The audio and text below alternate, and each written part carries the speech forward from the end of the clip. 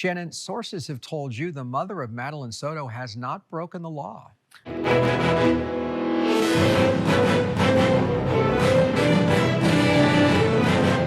Welcome to True Crime with Strategic Eyes.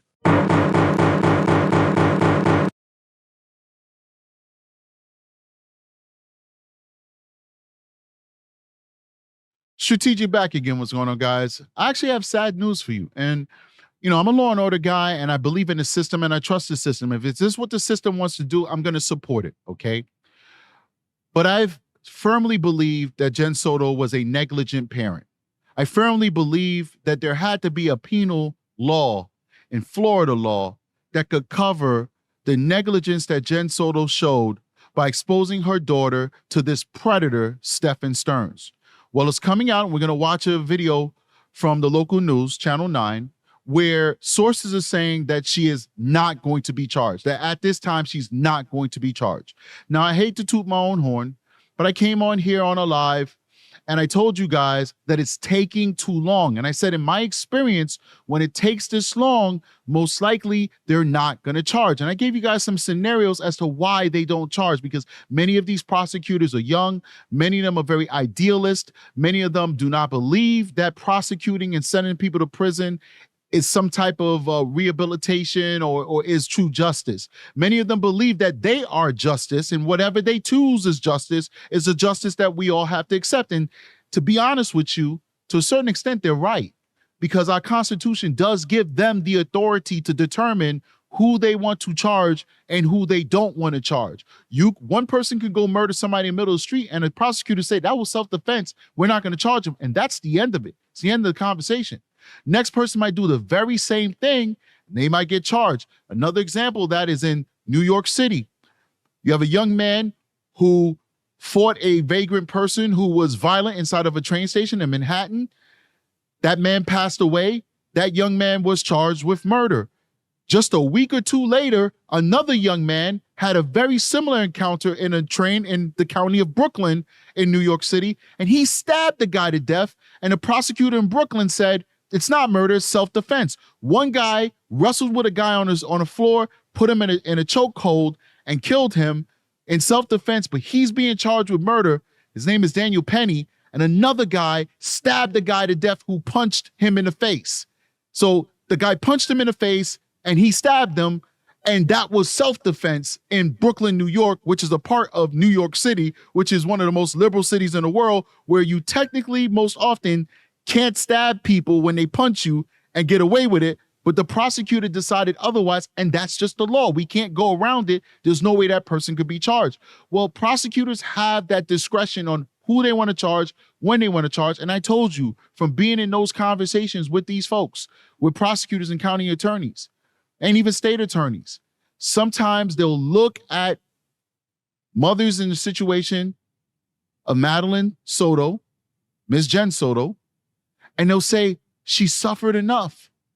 Look at that guy Strategic on his YouTube channel, dogging her out, saying that she needs to be charged, saying she was a negligent parent. The whole internet hates her. She's suffered enough. She's lost her daughter, her only child. She's lost that child. She has to live with the fact that she sent the lamb to the lion's den. She has to live with the fact that her daughter's dead because of her negligence. What more could we do to her? What could we do to her that could be justice? Told you guys that was going to be the conversation. And guess what, ladies and gentlemen? Well, that's the conversation. Let's listen to the news so it can fill us in.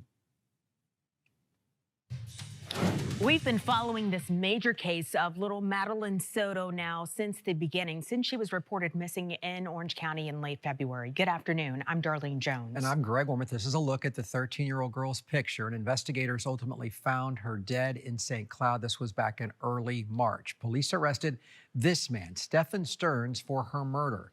Prosecutors are seeking the death penalty. Stearns is the boyfriend of Maddie's mother. We interviewed them both before law enforcement found the teen's body. Channel 9, Shannon Butler joins us live in studio for this breaking update. And Shannon, sources have told you the mother of Madeline Soto has not broken the law. That's right. And the interview with Soto takes place on February 27th, about 11:30 p.m., just after her daughter was reported missing. She has a hard time answering some of those questions, but sources tell me nothing so far she has done has been criminal. Not even the lies and the inconsistencies that she said in her statements that we've examined on this channel and every other true crime channel on YouTube.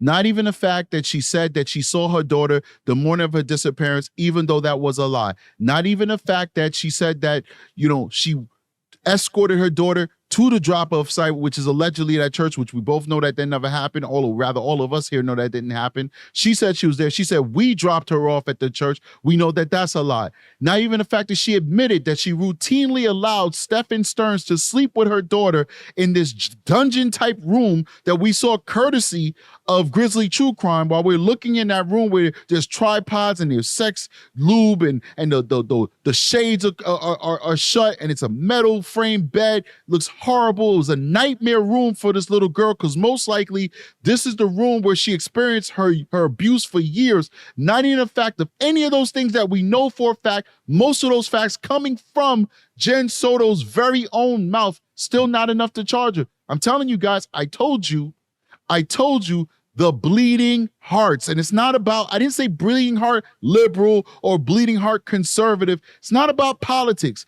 It's about that empathy and that God complex that these prosecutors get, that when they say enough is enough, well, guess what, ladies and gentlemen? That's enough. Let's keep going.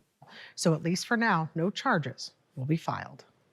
Jennifer Soto appears calm as she tells the Orange County detective the events surrounding her daughter's disappearance. She said at 11 p.m. that Sunday, just after her daughter's 13th birthday, she sent Madeline Soto and Stephen Stearns to bed together. Look at that. Is it normal for both of them to sleep in the same room? Sometimes when I really need a good night's sleep, I will send them upstairs. But when also a lot of times we will sleep together in the king size bed, all three of us, or sometimes Stefan will go upstairs and. We're going to go over this, guys, by the way, because we're going to do a breakdown of her part 2 of her statement on Sunday. We're going to do that, okay? But once again, there's no excuse for them to be sleeping in the same bed when there were multiple rooms that Maddie could have slept in, that Stefan could have slept in, that Stefan and Jenn could have slept in together as a couple, which is what normal people do. There was no reason why they should all sleep in the same king-size bed. There's no reason why she should be sending Stefan away with her daughter to sleep together. There was space for all three of them to sleep in separate locations. All right, there's the master bedroom that's on the first floor.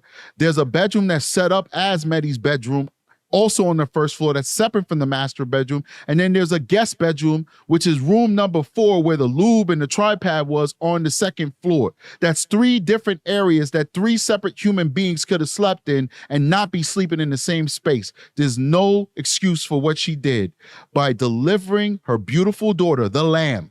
Remember, in the Bible, the lamb is pure, right? The lamb into the lion's den. That's what she did. She's negligent, but apparently, according to Florida, it's tough on crime state, right? Tough on crime state. Well, with Jenn Soto, they're not tough enough. Let's keep going. Our bed alone. So it just really depends on what's going on that night with our schedules and what we're doing. She said they have 2 roommates and another child that sleeps there sometimes, and that Maddie's bedroom is downstairs in the living room. She told investigators she thought that her daughter was getting ready for school the next morning, but she never actually saw her. She said she got up and went to a doctor's appointment and then got back to the house about 11 a.m. When you got back, was Stefan here? I'm pretty sure he was, yeah. What was he doing? Just sitting in my room at my computer desk on his phone. Okay. What did you guys do? We chatted for a little bit. I asked him what had happened because he had called me earlier at 10. Pretty sure he called me around 10:18. But according to investigators, that wasn't true because Stearns had already been seen driving out of the complex on video with a little girl slumped over in the front seat. All of these alibis she gave him, that's just one major glaring alibi that was a lie that the news is pointing out. But we, as true crimers who've been following this, we have seen multiple false alibis that she's given Stephen Stearns. But once again, it's not enough. And I don't see why, but I believe in the system. Maybe they know something that we don't know. Maybe they know something that we don't know. And then they also said, the sources said that they're not charging her yet. There's nothing yet that makes them want to charge her, but I don't know how we go through all of that evidence, testimony from her mouth without an attorney, voluntary testimonies, voluntary statements, and she can dig her hole, but apparently it's not dug deep enough for Kissimmee Police Departments, for Orange County Sheriff's officers, and for the county attorney, the Osceola County attorney. Why isn't it deep enough? I don't know. Said it wasn't until after Madeline Soto did not come out of the school and was told she wasn't actually there all day that she started to worry. That's when I knew something was truly wrong. And I'm not before that email or after that email, but I started panicking and freaking out because she should have been to school. She should have made it. Jen's answers were hard to come by sometimes, and she told investigators she had taken medicine and was a little spacey, but nothing in this interview or any of the other evidence we received has given detectives a reason to charge her. Wow.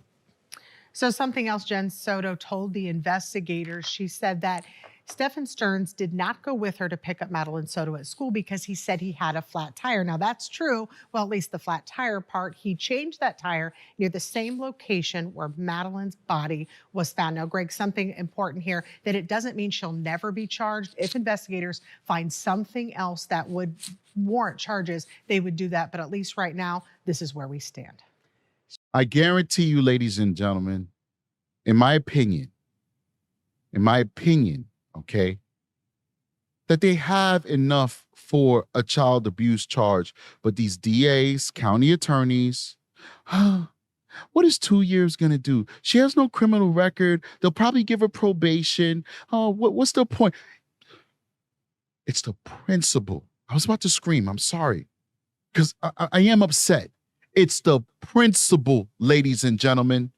It's the principle. Maddie Soto deserved justice, and justice has to be complete to be just. You can't just railroad everything on Stephen Stearns, even though, in my opinion, Jenn Soto had a part to play. Justice means everyone who failed her pays. And I got to say, all those voters out there in Florida who want justice for Maddie, I hope that your voices are heard at the ballot box, because this is not justice if this is the way they want to play it and this is the way they want to keep it. And I hate to give you my personal opinion in these matters. I try not to do it. But this case is near and dear to me. I want justice for Maddie. And I think we all know that not only did Stephen Stearns not give her a chance, but in my opinion, Jenn Soto never gave her a chance either. That's all I got for you guys now. Please like, subscribe, join the channel, consider becoming a member of the Strategic Eyes Show. Make sure that you hit that subscribe button. We are almost at 60,000 subscribers. I think we're 4 away as of the recording of this video. So be the 4 people that'll bring us to 60,000. Make sure you hit that like button. Stay tuned. Get LinkedIn. Make sure your notifications are set for all, because we have so much information to go through in the next few days and maybe even weeks. You don't want to miss it. The latest dump of audio recordings is riveting, and we need to tear it apart. Stay tuned, ladies and gentlemen. Strategic is out of here. Peace.